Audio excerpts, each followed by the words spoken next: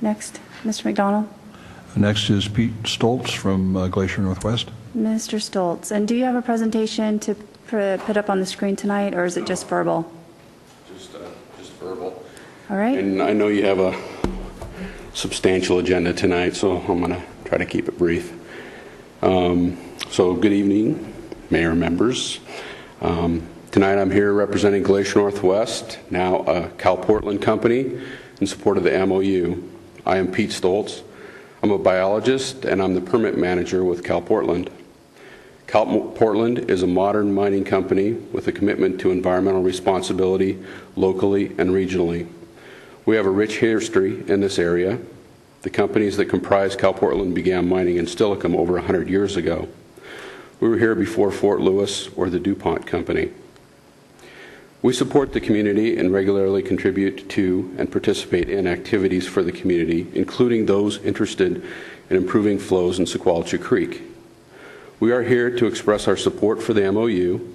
This MOU lays out a process for the parties to collaborate on an objective review of options that improve conditions in the creek and meet the needs of our company. We continue to believe that the project we proposed is consistent with the commitment we made in 1994 settlement agreement, but we have also heard the concerns of the community.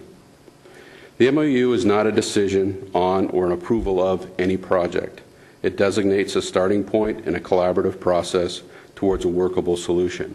And we're looking forward to working with the city, ecology, and the environmental caucus towards a positive outcome.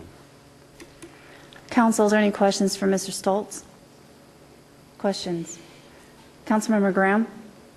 I have one. The understanding, as I read through this MOU, that a lot of the intent is to help restore Sequalitchew Creek, and as you've talked about, your company's contributions to the community, and this is an important aspect of this, is helping contribute to the betterment of Sequalitchew Creek. From your perspective, can you share any of the proposals or things that you're thinking of that would help lead us down that path towards restoring or protecting Sequalitchew Creek, consistent with your operation that you're proposing? Well, as Tom Skirvold said, there's a lot of issues and a lot of opportunities. And, the way we wrote the MOU was really to focus on three issues, and they're ones that have been present for a long time. One is, how do you get water from Sequalitchew Lake through Sequalitchew Marsh and down into the upper reaches of Sequalitchew Creek?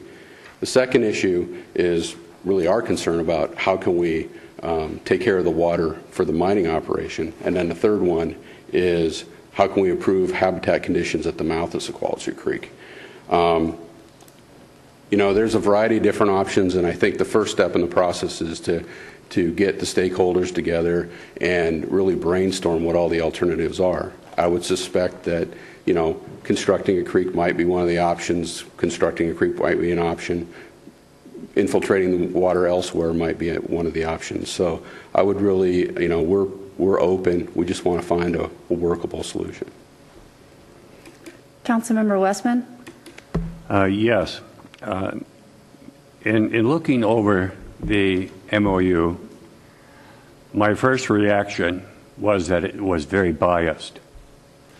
Now, you're a participant in the writing of the MOU, and I'd like to explain that, and I'd like you to put my biases, my fears of it being biased aside.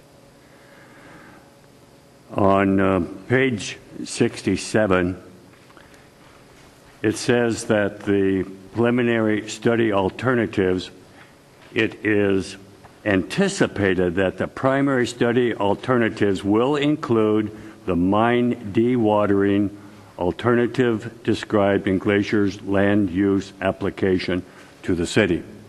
Sounds like that's a little dictatorial, saying, hey, you have to consider that. And then on page 69 of our record here, it indicates anticipated issues for discussion include the settlement issue, preferred dewatering method for north and south partial mining operations. I guess what concerns me most is that I see dewatering in the MOU. in 2 locations. And does that not shadow and give a bias to the extent that dewatering is a matter of fact, in fact, I put down here, a foregone conclusion? Is it an alternative, or is it a mandate? Exactly where does dewatering fit into this settlement process? That's a really good question. You know, what the MOU tries to do is really kind of put a box around where the negotiations are so that they can be a little bit more focused on kind of what the different parties' priorities are. In that respect, from Glacier's perspective, it's important for us to have a source of material, and dewatering is a very, very important and likely requirement as part of that. It could be, now that said, there could be you know, different ways to do that, different amounts of areas or different areas that are dewatered. I mean, there's a lot of options here, but you know, in order for us to, I mean, basically, if we don't dewater, then we don't mine this proposed expansion area, and there's no longer any need for the MOU. So that's kind of central to the question here. Councilmember Westman, did you have a follow-up? I'll think about it and come back later.